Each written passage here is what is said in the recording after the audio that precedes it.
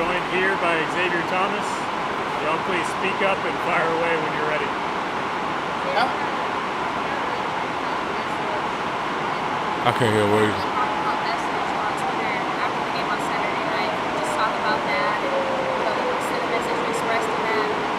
What was the first part you said? Just the Twitter message on Saturday night, talking about that. I would just say, just where I came from last year, in regards to like coming back from a lot of different like obstacles I went through last year. In regards to like gaining a lot of weight and all those things like that, and was about to give up on myself and give up on football. In regards to just giving it all up and not believing in myself. So it really just was about just not giving up on yourself and just believing in God and just believing in yourself and not giving up on it. They said that there's a lot of things that people do what you've been through. You know, a lot of people can't make it. Where do you guys find the strength to overcome some of that stuff? I would say just really just leaning on my my friends and my family and just my teammates and my coaches. They helped me with a lot of things just to get through that, and just also just praying to God and just keeping the faith. How much fun was that Saturday for you? I mean, it was very fun to get back out there. Just to playing free and just playing with a lot of knowledge of the game and just doing what I do, really. I'm glad you said that word free. Mm-hmm. I think that means a lot to you right now. Exactly. How have you gotten to this point to play free? Really just main thing was the weight and just also just my preparation, coming out here practicing every day with a purpose and just studying film. And like I said, my knowledge of the game is way more superior than what it was. So just really just playing like so I really can play free and play like more of myself without thinking a lot, and just doing what I do. You said after the game, you posted on social media, you hope people were inspired by your journey.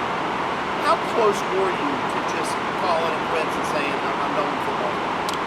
Really just to the point where you can really ask Coach Swinney. I had contacted him over the phone before camp and things like that, and was really just gonna give up and just do it. But we came up with a plan, and even during that season, I was just disappointed in myself. I was down. I was really in the depressed state of mind to where I just wanted to just stop playing and just give up. But like I said, my coaches and my teammates, they just kept me going. And then this past January, after the season ended, I just really just worked my tail off, doing a lot of tour days. Just really got back to where I wanted to be. What motivated you to get in shape and lose the weight? Your dad said you were about 290 pounds or so. You're down to 260. What motivated you to lose that weight and get in shape for the season? Really just knowing, just seeing, really it was actually just seeing myself every day, just being disappointed, looking in the mirror every day. And also just seeing my old self and seeing where I was then. And then also seeing like a lot of guys that I came up with, and my plans was to have my third year and have my great third year, and then go out to the draft. And then because a lot of those guys I came in with, and seeing those guys get drafted just really motivated me, because that's where I had planned to be, and I didn't get there, and God had a different path for me. So I really just wanted to get back to where I wanted to be and get my weight back to where I wanted to be, so I can really just do what I do. Can you feel a difference in your mobility and just the way you're moving out there? No doubt, no question, 100%. Having 30 plus pounds on you is a lot to carry. What gets you down so much that you're thinking about just calling it quits and not done with this? I mean, what was it that got you so much?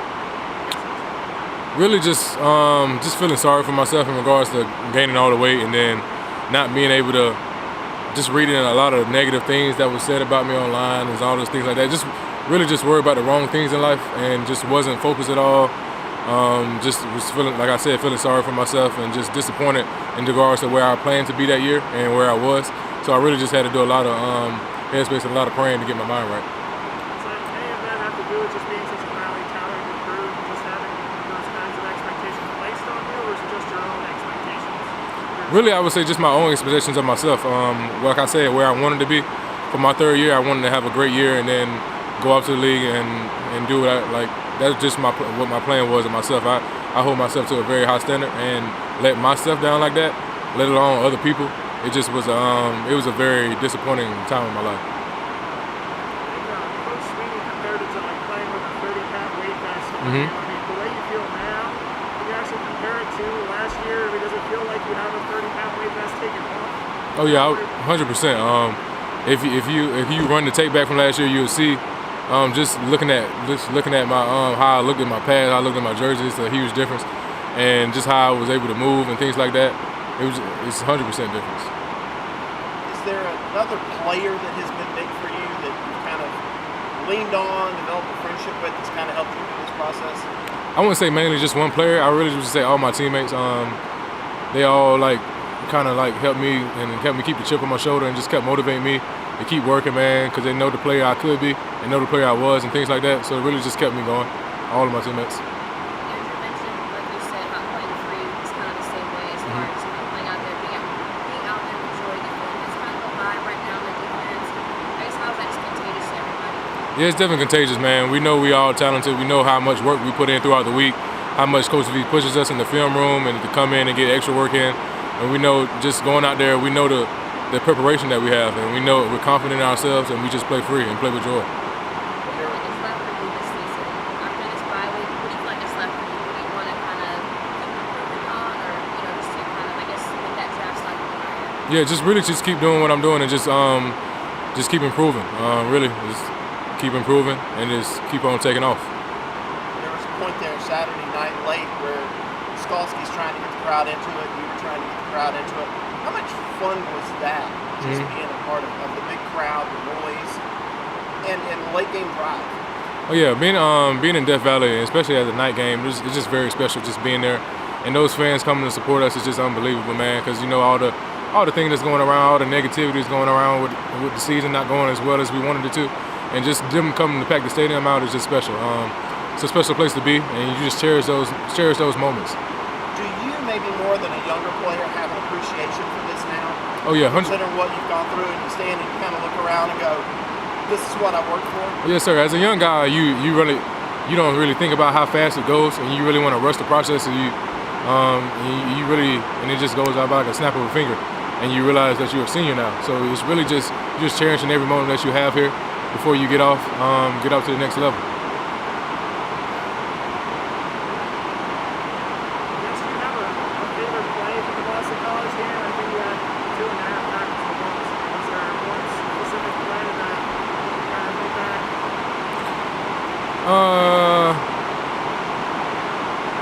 I would say my favorite play was like when we had them backed up inside the 5, and I was about to have a strip sack on him, but he just had threw the ball. That was my moment where I was really feeling it, but he had threw the ball, and that was actually the play I think I hurt my ankle a little bit. But I think that was my favorite play in regards to what I was doing, I guess. Any questions on Zoom? Please speak up.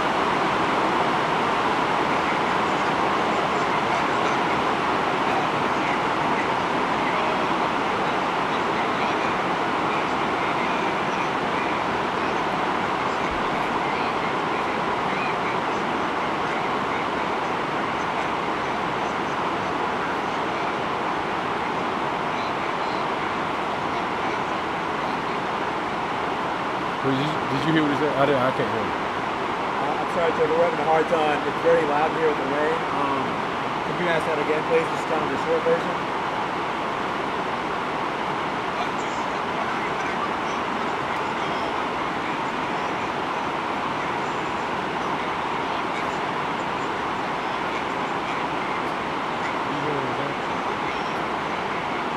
Does it frustrate you that when he's harping on the offense? Oh, it's not really. I wouldn't say it's frustrating. We have their backs just like they have ours. We know they're going to get it together. We know how talented our offense is, so we know they're going to. This is really just any moment they're going to take off. We practice against these guys, and they have a lot of success against us in practice. We know how good they are, so we know it's only a matter of time before they take off. And the same people that have a lot of negative comments, as soon as they start doing good, they have a lot of positive comments. So you know how that stuff goes. All right, we'll wrap Xavier up. Thank you, everyone. No problem.